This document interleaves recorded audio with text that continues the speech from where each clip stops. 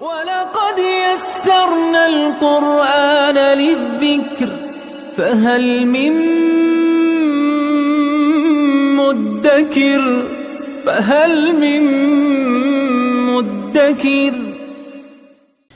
اعوذ باللہ من الشیطان الرجیم بسم اللہ الرحمن الرحیم الحمد للہ رب العالمین وصلی اللہ علی سیدنا و نبینا بالقاسم المصطفیٰ محمد وعلی آلہ الطیبین الطاہرین المعصومین اما بعد اعوذ باللہ من الشیطان الرجیم من یطع الرسول فقد اطاع اللہ ومن تولی فما ارسلناک علیہم حفیظا صدق اللہ العلی العظیم۔ پروردگار عالم نے سورہ نساء کی آیت نمبر 80 میں رسول خدا کی اطاعت کا ایک اور مرحلہ بیان فرمایا۔ گزشتہ آیات میں اللہ کی اطاعت کے ساتھ رسول خدا کا تذکرہ، ان کی اطاعت کا تذکرہ، پھر ایک مرحلے میں فرمایا کہ رسولوں کی جو اطاعت ہوتی ہے وہ بإذن اللہ ہوتی ہے، ان کی اطاعت خدا کے اذن، خدا کے ارادے سے ہوتی ہے، خدا کے امر سے ہوتی ہے۔ تیسرے مرحلے میں، اور یہ آخری سٹیج ہے اس چیز کا، جو رسول خدا کی اطاعت کرتا ہے گویا کہ اس نے اللہ کی اطاعت کی ہے، یقیناً وہ اللہ کی اطاعت ہے، کیونکہ رسول خدا وہ اللہ کے رسول ہیں۔ خدا کے پیغام کے علاوہ رسول کے پاس کوئی پیغام نہیں ہوتا، خدا کی بات کے علاوہ رسول خدا نے کبھی کوئی بات نہیں کی، لہٰذا ان کی اطاعت اس مرحلے میں فرمایا وہ اللہ کی اطاعت ہے۔ من یطع الرسول فقد اطاع اللہ، جس شخص نے رسول کی اطاعت کی یقیناً اس نے اللہ کی اطاعت کی، اور رسول خدا کی اطاعت کی جہاں قرآن کریم نے بات کی ہے کہیں پہ کوئی کنڈیشن نہیں لگائی۔ لہٰذا یہ بعض دفعہ جو کہا جاتا ہے کہ رسول خدا کی اس بات میں اطاعت، ان معاملات میں اطاعت، یہ تقسیم بندی ہماری اپنی بنائی ہوئی ہے، وگرنہ قرآن کریم نے کہیں پہ اس کو نہیں بیان کیا اور اطلاق کے ساتھ بیان کیا ہے۔ وَمَن تَوَلَّى فَمَا أَرْسَلْنَاكَ عَلَيْهِمْ حَفِيظًا، اور جو رخ موڑ لیتا ہے، جو پشت کر لیتا ہے، جو اعراض کر لیتا ہے، جو دوری اختیار کر لیتا ہے، جو رسول خدا کے فرمان کے مطابق عمل نہیں کرتا، فرمایا ہم آپ کو ان پہ حفیظ اور نگہبان بنا کر نہیں بھیجا، آپ ان کو زبردستی اطاعت کروانے کے لیے نہیں بھیجے گئے، آپ کا کام ان تک پیغام پہنچانا ہے، اگر وہ اطاعت نہیں کرتے تو آپ کا اس میں کوئی قصور نہیں ہے۔ بعض دوسری آیات میں فرمایا آپ کوشش نہ کریں اس طرح کی کہ آپ ان کی خاطر اپنے آپ کو تکلیف میں نہ ڈال دیں، قریب ہے کہ آپ کی جان نکل جائے اس وجہ سے کہ وہ کیوں نہیں ایمان لا رہے، آپ حریص ہیں ان کی ہدایت پہ۔ یہ رسول خدا کی جو صفات اور ان کی خصوصیات قرآن کریم نے بیان کی ہیں، اور مختلف آیات میں یہ کہا کہ آپ ان پہ وکیل نہیں ہیں، نگہبان نہیں ہیں، آپ ان پہ مسلط نہیں ہیں، مسیطر نہیں ہیں، آپ زبردستی نہیں کر سکتے۔ اس کے بعد والی آیت میں فرمایا وَيَقُولُونَ طَاعَةٌ، اور منافقین، کمزور ایمان والے، وہ کیا کہتے ہیں؟ طاعتن، ہماری، جیسے آج کے دور میں کہا جاتا ہے ہماری جان حاضر ہے، ہم آپ کے فرمان کے سامنے سر تسلیم خم ہیں، جیسے آپ حکم کریں گے ہم وہ کرنے کے لیے تیار ہیں۔ طاعتن اطلاق کے ساتھ کہا کہ ہم اطاعت کرنے والے ہیں، ہمارا کام اطاعت کرنا ہے۔ فَإِذَا بَرَزُوا مِنْ عِنْدِكَ، لیکن جب آپ کی محفل سے باہر جاتے ہیں، جب گھروں میں چلے جاتے ہیں، جب اپنی خاص محفلوں میں جاتے ہیں، بَيَّتَ طَائِفَةٌ مِّنْهُمْ غَيْرَ الَّذِي تَقُولُ، تو ان میں سے ایک گروہ، وہی جو منافقین ہیں جو کمزور ایمان والے ہیں، ان میں سے ایک گروہ بیتا، رات گزارنا، رات میں پلاننگ کرنا، تدبیریں کرنا یہاں پہ مراد ہے، ان میں سے ایک گروہ وہ تدبیریں کر رہا ہوتا ہے غیر الذی تقول، اس کے علاوہ جو آپ نے فرمایا ہے، یعنی جو آپ کی مثال کے طور پہ آپ کی رائے تھی کہ ہمیں جنگ کے لیے جانا چاہیے، ہمیں مدینہ سے نکلنا چاہیے، لیکن ایک گروہ کیا کہتا ہے وہاں پہ؟ کہتا ہے کہ اطاعت، ہم فرما بردار ہیں، ہم تیار ہیں، لیکن جب اپنے گھروں میں آتے ہیں مثال کے طور پہ، اپنی محفلوں میں ہوتے ہیں، کہتے ہیں ہماری تعداد کم ہے، ہمارے پاس اسلحہ نہیں ہے، ہمارے پاس وسائل نہیں ہیں، تو کیسے یہ رسول خدا اس طرح کی بات کر رہے ہیں؟ ہمیں نہیں جانا چاہیے، ہمیں نہیں لڑنا چاہیے، ہمیں صلح کر لینی چاہیے، اس طرح کی باتیں۔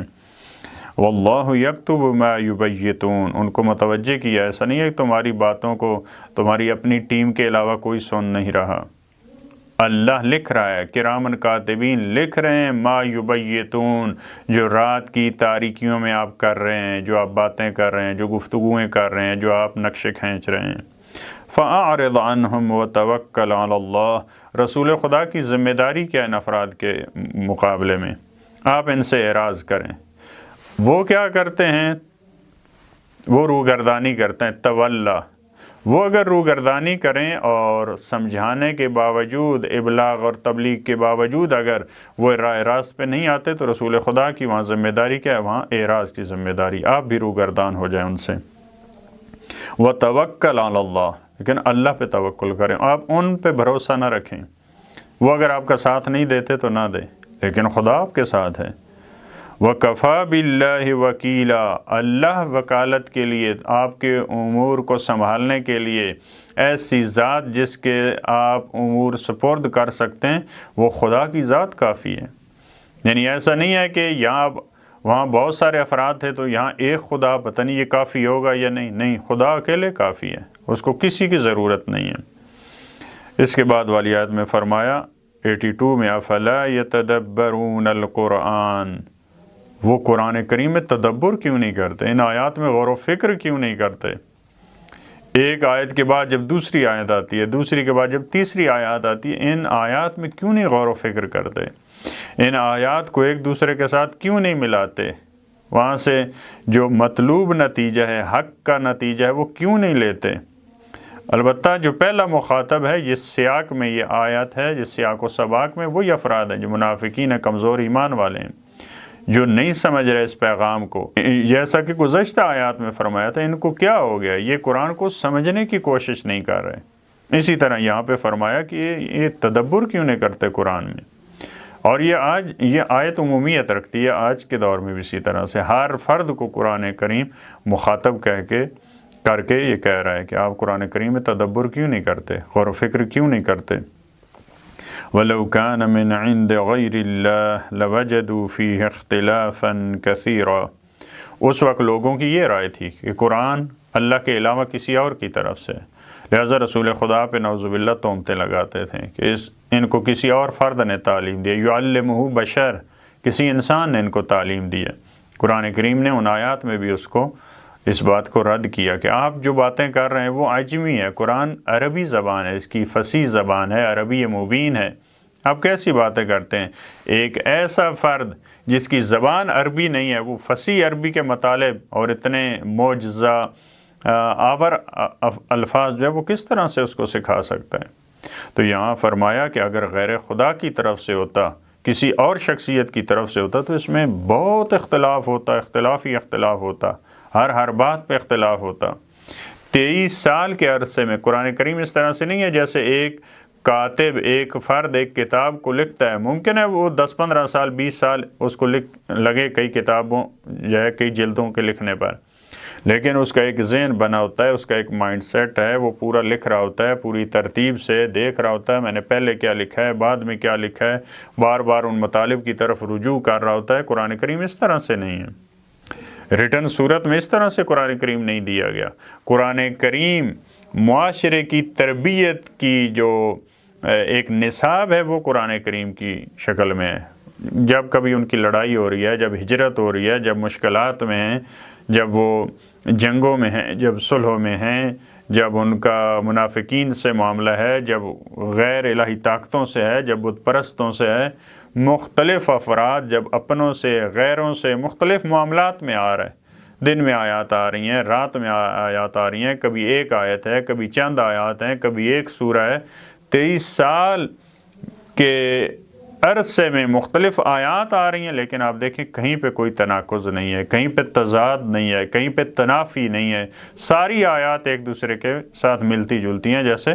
دوسری آیات میں فرمایا کہ کتاباً متشابہاً، یہ ساری آیات ایک دوسرے سے ملتی جلتی ہیں، یہ ایسی کتاب نہیں ہے ایک آیت دوسری کو ریجیکٹ کر رہی ہو، اس کو کہہ رہی ہو کہ یہ غلط ہے۔ پروردگار عالم ہمیں قرآن کریم کے معارف میں تدبر کرنے کی، تفکر کرنے کی توفیق عطا فرمائے، اور ہمیں رسول اللہ کی اطاعت اور اس اطاعت کے مطابق جو ہماری ذمہ داری اور ہمارا حق بنتا ہے آج کے دور میں اس پہ عمل کرنے کی توفیق عطا فرمائے۔ اللہم صلی علی محمد و آل محمد۔